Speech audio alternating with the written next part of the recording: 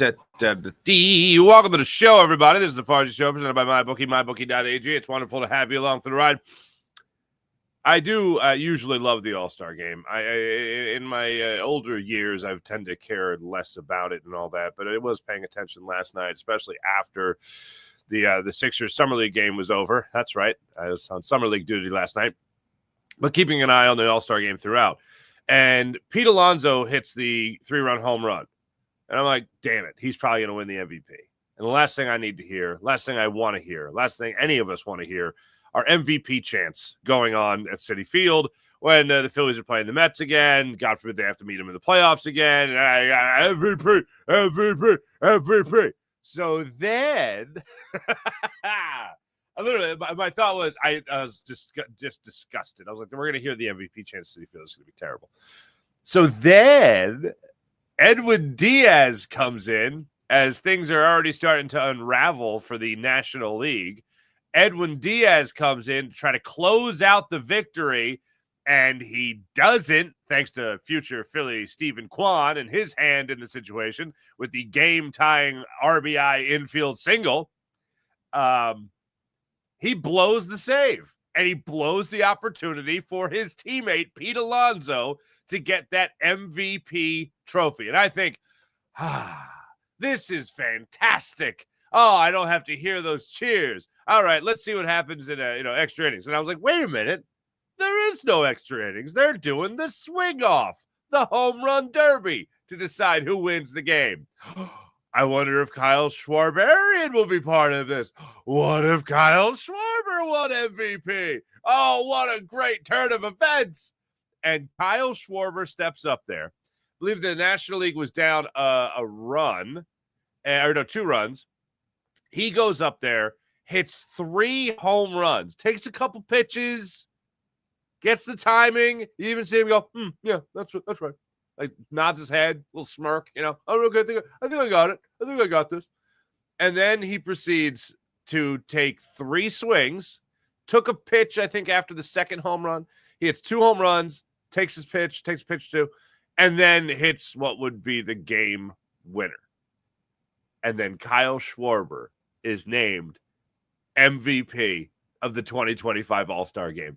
It could not have gone better. I was on a show recently. Forgive me, guys. Patterson Fanatics, Sports Fanatics, I'm blanking on it. But my man Tom Kelly, my man Mike Fuji, and I'm blanking on that gentleman's name, but he's cool. Anyway, and you guys asked me about favorite All-Star moments, and I referenced how leading up to the All-Star game, Johnny Callison's home run in like 1964 in the All-Star game, 3-run homer in the All-Star game. That came up in my algorithm, and I watched it a couple of times. I went back and watched it because I never really watched like a big display, like a big presentation of it. It wasn't just the home run. I never seen it before. I was like, wow, this is pretty cool. And I'm watching, of course, Pete Alonso hit the home run, and I go, oh, damn it. And then literally the best possible outcome, a Met blows it for another Met. Thank you, Edwin Diaz. And then Kyle Schwarber gets it, and the MVP trophy comes to Philly. Now, in all honesty, this doesn't mean anything for the season.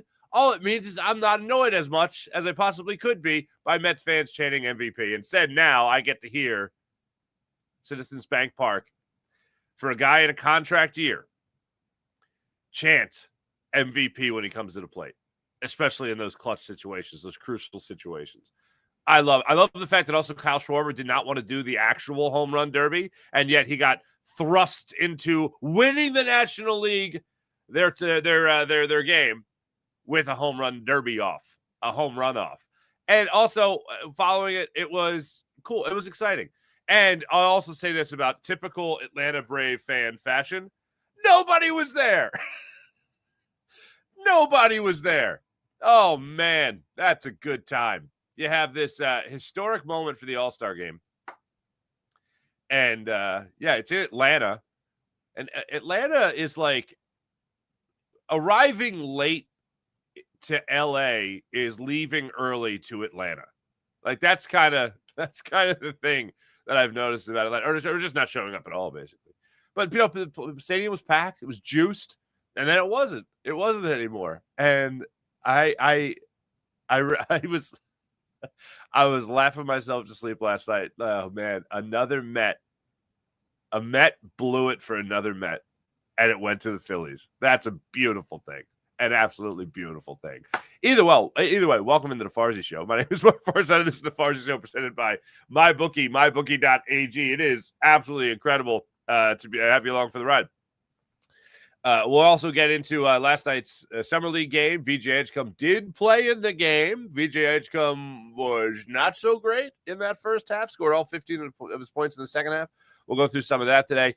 And Chauncey Gardner-Johnson said that the Philadelphia Eagles, he was on the pivot with Ryan Clark, and he said the Philadelphia Eagles were afraid of having a competitor. The Philadelphia Eagles were afraid of having a competitor.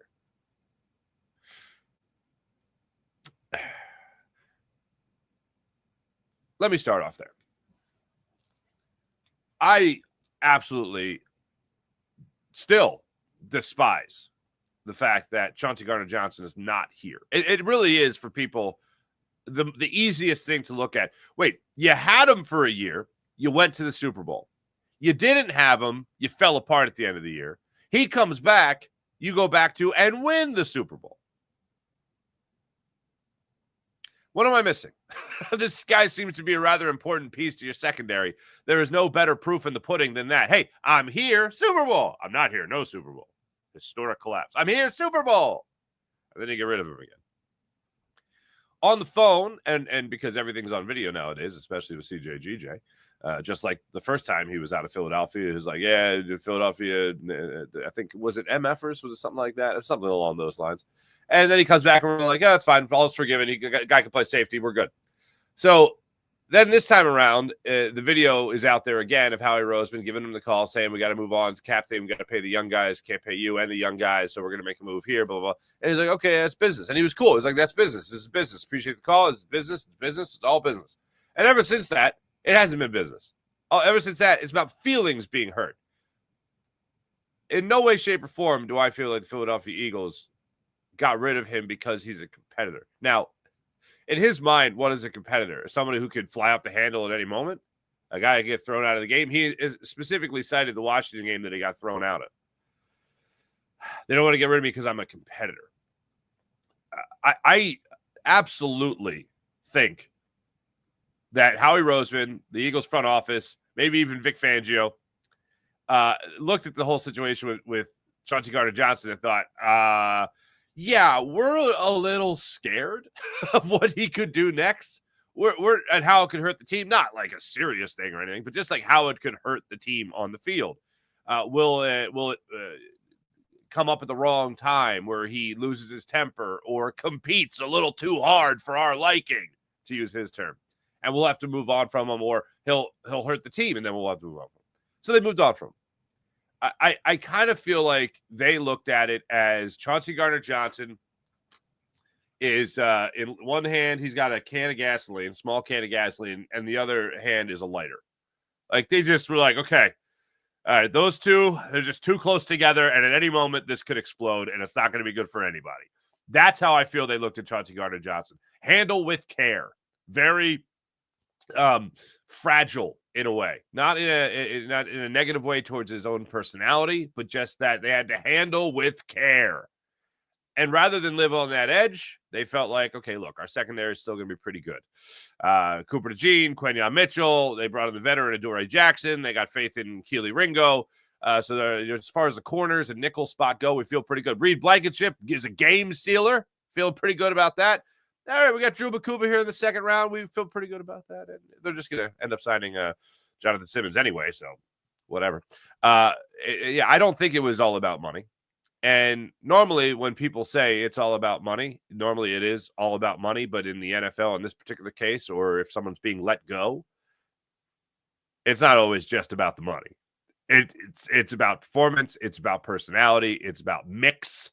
And for whatever reason, I don't think the Philadelphia Eagles thought that he mixed extremely well, which I think is ridiculous because I still have him back here on a heartbeat, by the way, for the record. I'm just talking about the Eagles' perspective of it all. I absolutely feel that they looked at it and went, yeah, this is We're just really nervous. We're just really nervous around Chauncey Gardner-Johnson, despite the obvious success that the Eagles have here, that the team has with him here. So the idea of him saying that they didn't want a competitor, that to me is all about personality. 100% about personality. Scared of a competitor. Simple as that. Ryan Clark pushed on him and said, hey, well, wait a second. What do you mean competitor? Because even he was confused.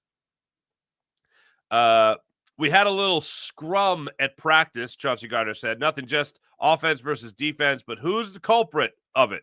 Me, I guess, because we're competing. Well, you tell me the period is live. You're telling me it's to compete during a live period, but it's live period. We're getting ready for a playoff game.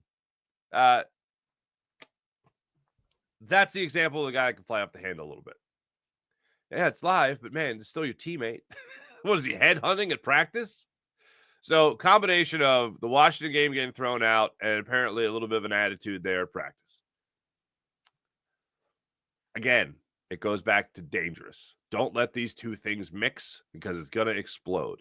That's how they view Chauncey Gardner-Johnson. And the thing that's so wild to me is that you had him here already. This wasn't like some free agent that you picked up. You heard some good things about. You heard maybe one or two things that are negative. You're like, I'm sure it's fine. He's really talented, and we need a safety. He could be it. And you knew what you were getting. You knew what you were getting.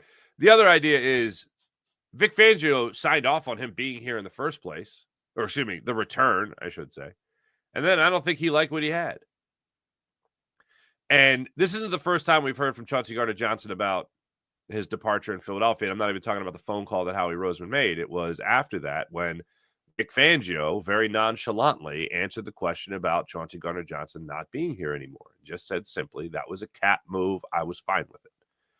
Put yourself in Chauncey Gardner-Johnson's shoes. You've been with a company. They had their greatest success, and then they had a great success, came one shy of the goal of the Super Bowl. They move on from you. Then they bring it back, then you win the Super Bowl. And then they let you go again. And that, essentially, your boss that you report to is asked about your departure. And they act like it was no big deal. After you just helped the number one defense in the NFL shut down Patrick Mahomes and the Kansas City Chiefs in the Super Bowl and provided a parade for all of Philadelphia. Put yourself in CJGJ's shoes for just a second. That doesn't sound good. That doesn't hit the ears good. That's bad. So hearing all that, I have zero doubt whatsoever that he has built up some animosity here when it comes to the Philadelphia Eagles, when it comes to Vic Fangio, and probably when it comes to Howie. Because I'm sure who he's thinking of was, wait, Howie was talking about all this in the cap and all this stuff, and it just seems like it's no big deal to move on from me. Yeah, I don't think so, man. That doesn't sit right with CJGJ. And let me just say again for the record, all being equal, I'd have him back in a second. In a New York minute, I'd have him back in Philadelphia. That is if they don't sign Jonathan Simmons, which they're going to sign Jonathan Simmons. Anyway.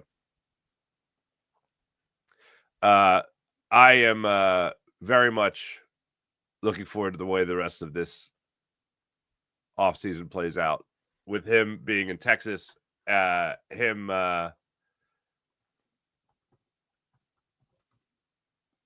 probably still going to be talking a lot about his time in Philadelphia and kind of what it all meant to him and why he is pissed he's not here anymore. Now he's going to go to D'Amico Ryans. Justin Simmons, excuse me. That wasn't hitting the ears right. Sorry. Speaking of things not hitting their hair, Justin Simmons. Eagles just had Justin Simmons anyway. So I look forward to seeing the way the rest of this offseason plays out with CJGJ. Now, as far as the Eagles go in their safety position right now, look, the proof's in the pudding. You want to talk about cap or whatever? They haven't, to this point, signed anybody at big money at the safety position. So if you want to talk about it's not a cap move, well, then where's the money at the safety spot? Right now, they're depending on Sidney Brown to take over the safety spot, Drew Makuba to take over at the safety spot, Tristan McCullum to take over at the safety spot, and sometimes Cooper DeJean at the safety spot. Odd. A bit odd. If you're arguing that it wasn't a cat move, that they just didn't like me, well, then where's the money being spent at that position? Because as long as they don't spend money at the safety spot, as long as they don't spend money there, then they're spreading the money other positions, then that's exactly what Howie Roseman told him on the phone. That we got to pay other guys. We got to pay the younger guys in particular. They wanted to make sure they re-upped with Saquon Barkley, rewarded him for his historic season. I'm sure that Chauncey Gardner-Johnson gets that. Zach Bond, obviously a guy you got to pay. They paid him, rewarded for his amazing season. As long as they're not, who they pay on the outside? Nobody. Are they paying Adoree Jackson anything worthwhile? Nope. They paying Jahad Campbell, a first-round rookie, anything significant? No. Jalen Carter's coming up still. They gave Jordan Davis, they paid him his $13 million for his pickup on his rookie deal, his extension. Who else? Is Josh Uche making mega bucks? Azeez Ojulari making mega bucks? No. So who are they paying? They still haven't paid the safety spot. So everything the Eagles have told him to this point is still very much true. I think he is absolutely butthurt about I was fine with it. There was no part with Vic Fangio where he said, oh, hey, this guy gave a lot to us last year. It was, last line of defense, very aggressive player. Loved having him here, but unfortunately, a cap situation could hold on to him. That, oh man, that's beautiful. That's poetry to Chauncey Gardner-Johnson's ears. But the idea of just forget about it. Then that is what doesn't sit well with him. So as again, back to just the Eagles itself and what this all means is I just as someone who's waiting for who's going to be the starter. Well, we got training camp coming up in 6 days. Everyone's going to be at NovaCare. We're going to be seeing how all this shakes out. But for me, I look at that safety spot and I go, if Drew Makuba is going to be that answer, great. If Cooper DeJean is going to be that answer some of the time, just as an excuse to put him on the field, fine. But, and we got on this yesterday on Eagle Squad podcast for the Locked On Network. It doesn't seem like it's just a test run leading up to training camp through minicamp and OTAs to have Cooper DeJean playing on the outside and playing the safety position as well as his nickel responsibilities. I find it very interesting that they're going to rely on him for all of that. I don't think it's just like, we're going to get his feet wet at these positions. I don't think he really needs that. They want to see what else he can do. Sure, they want to test him, but when they don't have another outside corner option right now, like they didn't bring in another name to come in and play corner other than Adoree Jackson. I think they're looking at Keely Ringo to take those reins, and he had a really good OTAs, really good minicamp by all reports. I find it interesting that you're going to want a guy to play 3 different positions in Cooper DeJean when you have really 3 other guys that are specializing respectively at all those other positions. Especially when you talk about Adoree Jackson, Keely Ringo, and then also either Sidney Brown or Drew Makuba.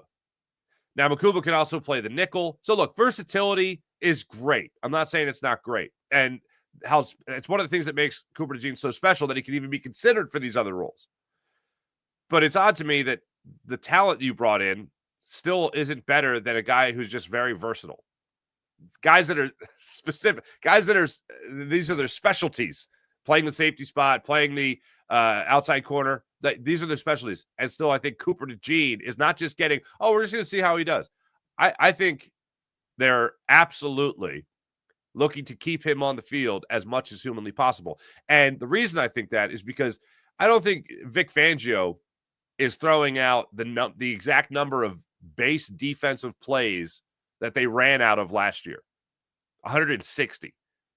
That's 160 snaps, 160 opportunities that they look at Cooper DeJean more so than Keely Ringo, Adoree Jackson, probably even Drew Makuba and Sidney Brown, and say, we that's 160 more opportunities that we like Cooper DeJean being out there to be a difference maker. That's not a terrible strategy. Here's what I know. I've seen Cooper DeJean play 1 year in the NFL. And in that 1 year, I watched 4 games without him, and then I watched the rest of the season with him. And him picking off Patrick Mahomes in the Super Bowl for a pick 6, that kind of sums up the year he had. Absolutely incredible. So what is Vic Fangio cooking up?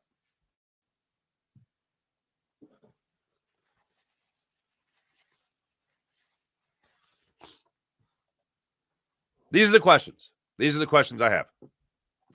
Is there a storyline in leading up to training camp that you don't feel has been touched upon enough? Are there questions, like the biggest question going into it, we've talked about it a lot when it comes to who is going to be that outside corner?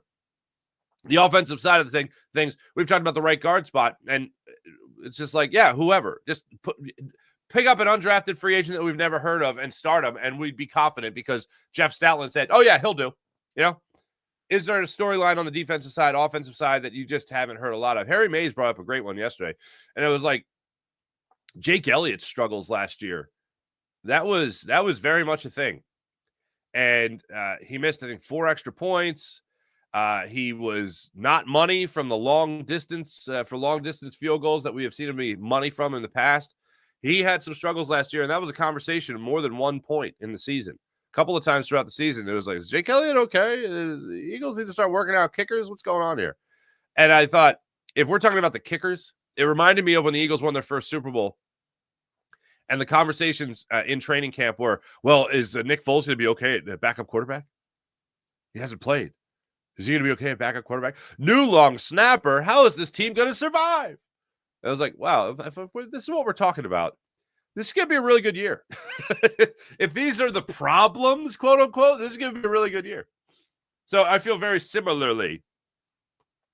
And we're not even in camp yet about this Eagles squad. The other thing is just that list again with Jalen Hurts.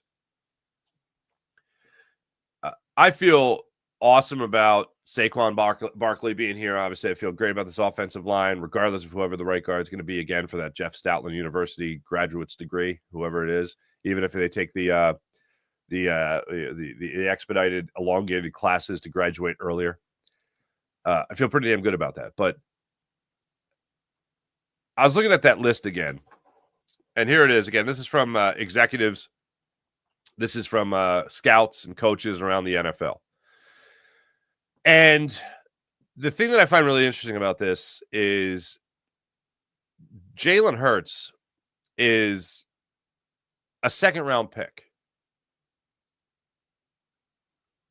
Can't really say that about anybody else on here. Is this executives and GMs not willing to admit that they were wrong and they just feel like, oh, no, we passed on Jalen Hurts, so it can't be Jalen Hurts. We didn't have a first-round grade on him, so it can't be Jalen Hurts. All these other guys are much better than him, blah, blah, blah. For me, I find it very interesting that after a Super Bowl victory, after a Super Bowl MVP award, after all this, Jalen Hurts still doesn't get the respect that he deserves. And it comes down to I feel like the numbers in a lot of cases here. But what it doesn't come down to, unfortunately, is putting your team as a quarterback, not as a coach, but in the best position to have success on any given play.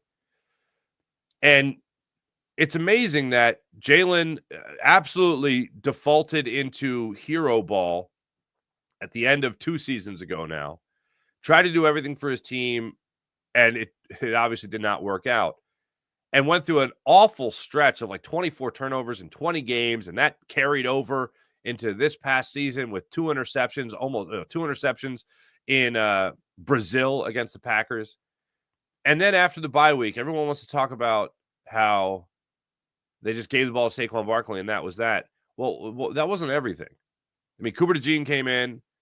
Saquon Barkley took over more of the responsibility in the offense, certainly. But Jalen Hurts stopped turning the football over. And that's not just because he became a more accurate thrower. He became a much better decision maker.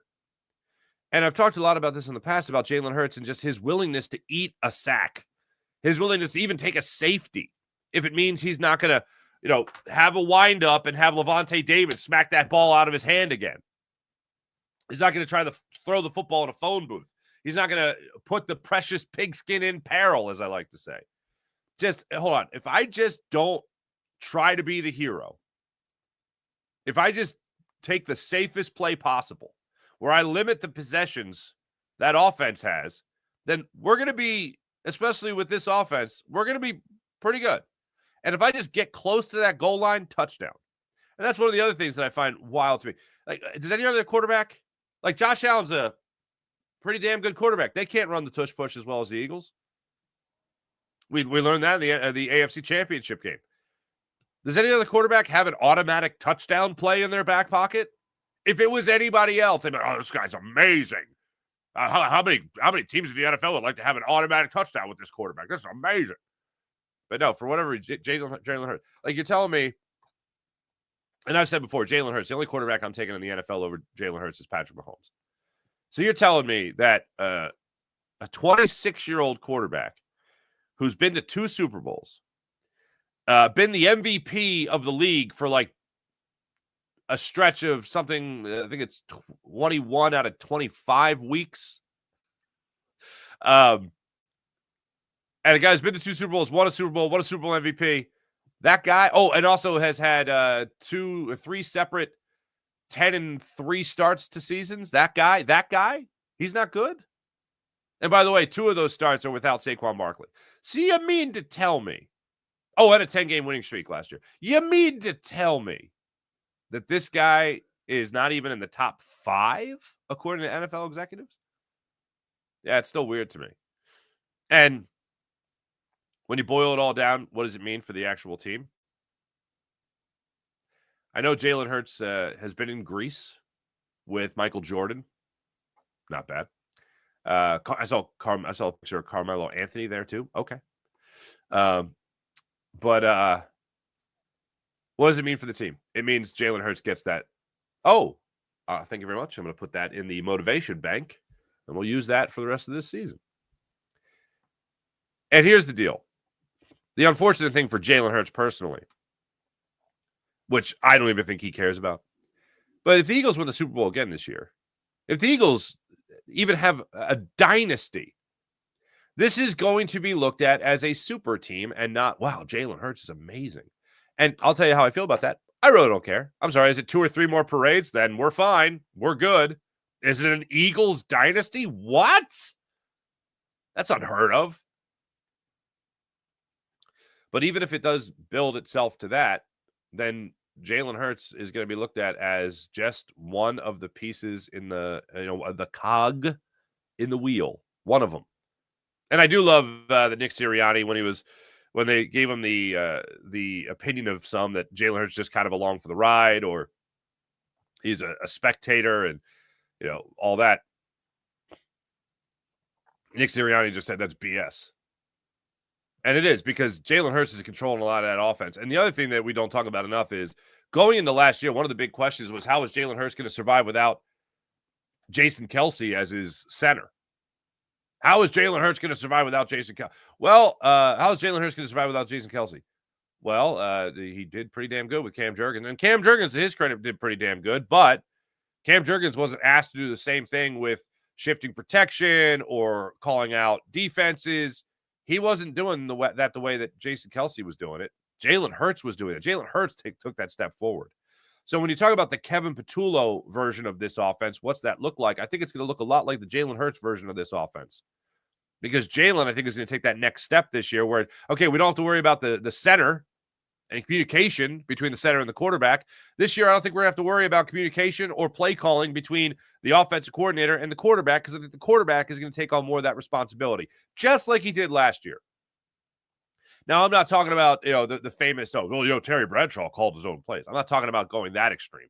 But I am talking about the line of scrimmage. He absolutely has the freedom, and more importantly, the knowledge to go, yeah, what we got, not for this. Okay, next, Saquon, or rub route to Dallas Goedert, crossing route to Dallas Goedert, slant to A.J. Brown, whatever. Like, he's oh no, I know how to beat this. Okay, I know, and it's not just how I can beat this. I know how we can beat this. The mental aspect of his game that stepped up so much last year with both the decision making and, for lack of a better term, play calling, essentially, check downs, audibles, whatever you want to call them. That also skyrocketed last year as well. So, but the unfortunate thing, just as far as the individual legacy of Jalen Hurts, which, yes, he does not care about, is if they continue to win with this core, he won't get the credit that he deserves. The line, and I love Dan Orlovsky, the line from him was, there is no easier place to play quarterback in the NFL than Philadelphia. And yeah, I agree with it. He's not wrong. He's absolutely right. But what happens when you make those other quarterbacks, you put them in the absolute perfect position? Will they crumble under the pressure of, like winning in the playoffs? Will they crumble under the pressure of winning in a Super Bowl to the tune of an MVP award? Well, we don't know that. But here's what I do know. Jalen Hurts didn't. And with all the pressure and all the questions as to whether or not Jalen Hurts can be the guy to lift this team to a Super Bowl championship, if some team takes out Saquon Barkley, takes him out of it, how productive he could be. Can he make the throws? Oh yeah, he made the throws. And that's the last thing that I'll say about it. The Eagles didn't win the Super Bowl by eking out a victory like 17-14 over the Kansas City Chiefs. The Eagles didn't get some 200-yard performance from Saquon Barkley in the Super Bowl last year. The Eagles destroyed a three-peat seeking Kansas City Chiefs team. They destroyed them. And Jalen Hurts was the star of the show, and he still doesn't get the credit. More motivation for next year with Jalen Hurts. Really, next year, couple days. Training camp gets in the way. That's wild, man. That came up fast. When I was looking at the calendar last week, I was like, oh, wow, training camp, less than 2 weeks. Damn. I thought of Jalen Hurts' line about how when he was standing in his locker after they won the Super Bowl, and he was like, yeah, I'm already behind my off-season workout because, we were now this is where I take creative liberties, because we were busy winning the Super Bowl. Oh, I feel so behind. Everyone else they're already on push-ups, and I'm not even at sit-ups yet. Oh, no, I'm so behind because, I was busy winning the Super Bowl. As I always say, it's the first quarterback I ever heard talk about the Super Bowl as if it was as if it was an inconvenience to their off-season workout regimen. Well, he's living it up in Greece right now, so good. And he had 2 weddings? Good for him. It's a busy off-season there, Jalen. All right. Last night, VJ Edgecombe did play in the Sixers Summer League game. It was not pretty, especially that first half, especially that first quarter. Sixers scored like 7 points in the first quarter. Let me tell you this. If it's not how you make your living, like me, for instance, where you could watch anything you wanted. You can watch the All-Star game. And why did you watch the Summer League? If you watched the Summer League last night, even, a 5-minute check-in on the Summer League last night, why? Why'd you do that to yourself? Especially in the first half. Now, the second half, a bit of a different story. Second half, VJ Edgecombe got all 15 of his points in the second half. I believe 7 of them came in the fourth quarter.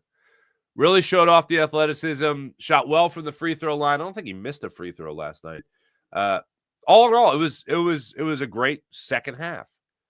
He was mugged a couple of times in the first half, but he was 0 for 7 shooting in the first half. 0 for 7, 3 rebounds, 3 assists in the first half. Not ideal. He was mugged on 2 drives to the or 1 drive to the basket. He was also mugged, like hit in the head while he was shooting a 3 that he missed. There was a lot that was rather off-putting in that first half of the game last night. But the Sixers, they rallied. I think they had a 12-0 run in the fourth quarter is what it ended up being, and they ended up picking up the victory, which is great. They get their first victory in Vegas for the Summer League, so that's good. And VJ Edgecombe, probably not playing in the back-to-back tonight. There was also one instance that I feel was one of the better moments, and that was late in the third quarter. VJ Edgecombe, like I said, he was really more aggressive in the second half. You could tell the guy hadn't played in like 10 days, maybe a step slower, getting back into it, getting that kind of game repetition going again. He missed a couple of layups after some strong drives to the basket. He had one attempt at a dunk that went in, but it wasn't a dunk. He kind of laid it up. He dunked it on the rim, and there was just the right spin on it that hit off the other side and went down. I think that's the way it was, or it spun in place for a second, then went down. So not a fluid dunk, I'll call it that. But still, nonetheless, a good drive to the basket. But had a couple of those where it was just like a hair off here or there. He looked rusty, is what he looked like. But seeing him get stronger as the game went on, certainly a good thing. And certainly be more aggressive as the game went on yesterday, also a good thing. So I love seeing that for him. Also, Trey Johnson didn't play last night for the Washington Wizards Summer League team. I would doubt that VJ Edgecombe plays tonight. But like I said, there was one thing in particular that made me feel good. He had a hard drive to the basket, went down hard, got fouled, missed the layup, went to the line, made both free throws. But I'm watching him after this because he landed, he tried to break his fall with his hands. And I don't know if you guys are aware of this. The thumb is part of the hand. And he's got this thumb injury. And he went down on both hands. And I'm like, oh boy, how's this going to feel? And he gets up, he's fine. Hits both free throws. There's not even a wince. I was waiting for a wince. I was waiting for a look at the hand and him shake it out or something or rub his hand. Just something to indicate that he had some kind of injury at some point. And nope, did not. He was fine. He's fine. He's all good. In total last night, by the way, 15 points all coming in the second half. He was 4 of 14 shooting, 1 for 6 from beyond the arc, 6 for 6 from the free throw line. And how about Janai Broome? A double-double, 14 points, 10 rebounds. Love to see that for him. Justin Edwards had 17 points. He had 5 threes in the game. Kiva Luma, by the way. This is how bad it was. Kiva Luma played 1 minute in the second quarter. All right, I shouldn't say he played 1 minute. He was in the game for a minute in the second quarter. He hit a 3, and I think he had a layup. He had 5 points. In that 1 minute, in the second quarter, where he checked into the game, he led the team in scoring. That's how terrible the first quarter was. The first quarter score was 13 to 7.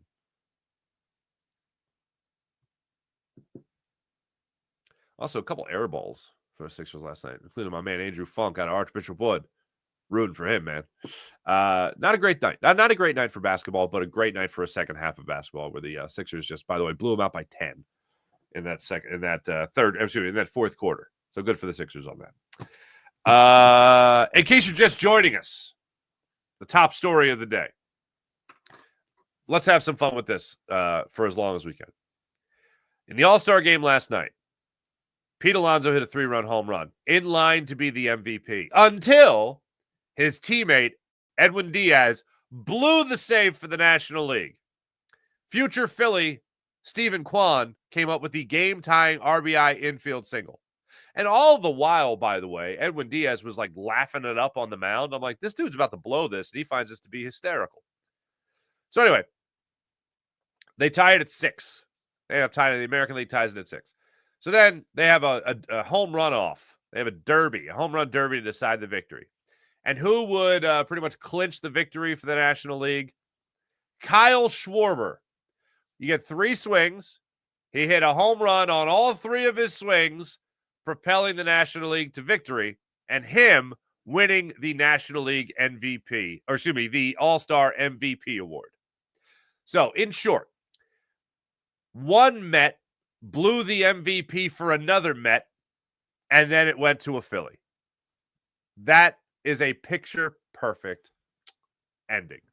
Edwin Diaz blew the MVP award for Pete Alonso. The MVP award ended up going to Kyle Schwarber.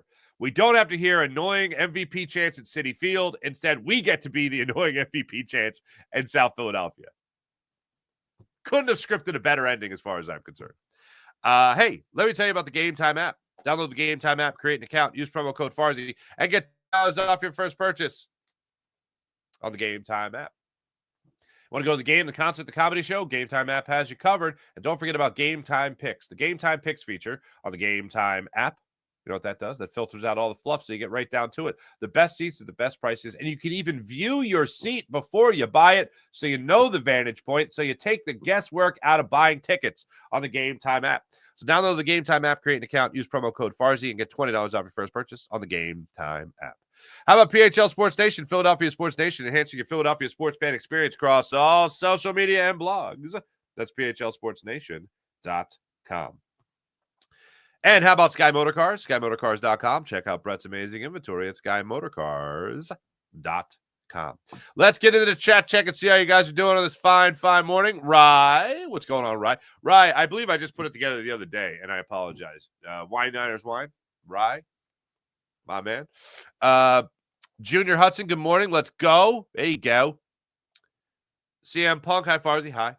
Fuji, shouted you guys out. Appreciate you. Patterson Ave Fanatics. That's what it is. Thank you, Fuji. Patterson Ave Fanatics.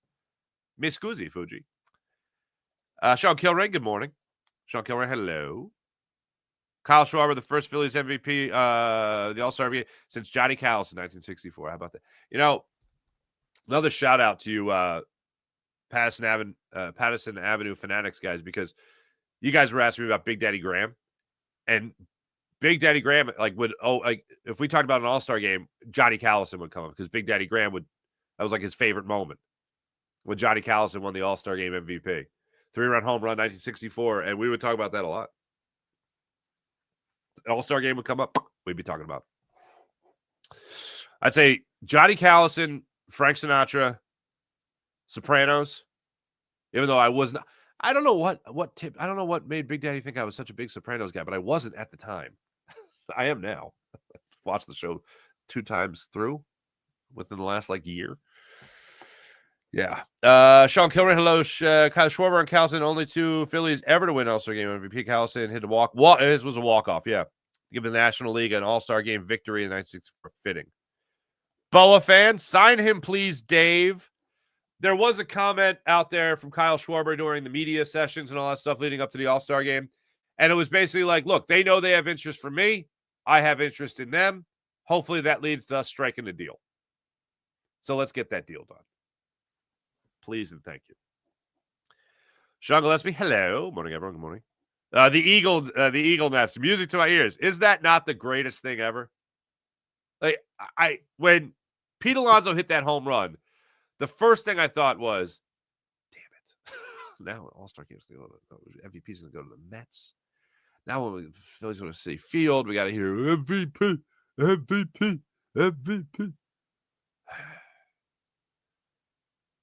They already ruined My Girl for me.